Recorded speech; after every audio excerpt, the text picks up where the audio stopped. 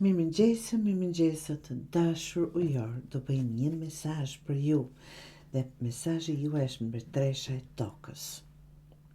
Mbretëresha e tokës fokusohet absolutisht në mirëqenie, ndërtimin e diçkaje të qëndrueshme për veten, por patjetër për ata dhe për ata që do.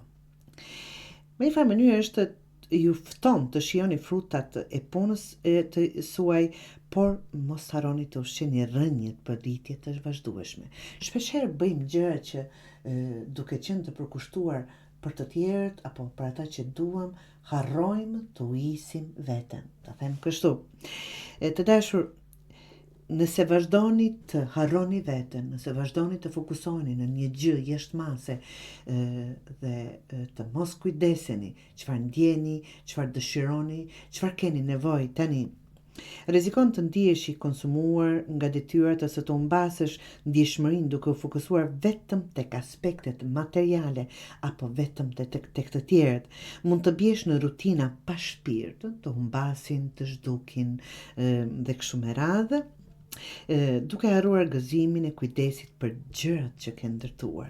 Mund të ndihesh i boshatisur duke u përpjekur të plotësos gjithçka për të tjerët, pa ushqyer vetveten. Mund të harrosh që stabiliteti i jashtëm është pasqyrë kujdesit të brendshëm. Do thotë, të kujton të ndërtosh një jetë të bekat që fillon nga shpirti, që ushqen çdo ditë me dashuri dhe vetë kujdes. Kjo është paksa për fokusin të dashur, fokusin aty në vetëm materiale, nuk i intereson gjë tjetër, po e them pakës ndoshta më të vrarë se ç'është duke shkelur çdo parim, çdo fare nuk i intereson vetëm për të arritur aty. Kjo nuk është e shëndetshme. Pas një kohe fillon të bëhet toksike dhe ju boshatisë shpirtërisht. Mos të harrojmë që ne kemi bërë ato dhe ta doartrokasim veten, të jemi mirënjohës për gjërat dhe ta ushqejmë veten më shumë brenda, nga që ato kanë më shumë vlerë se ato jashtë materiale.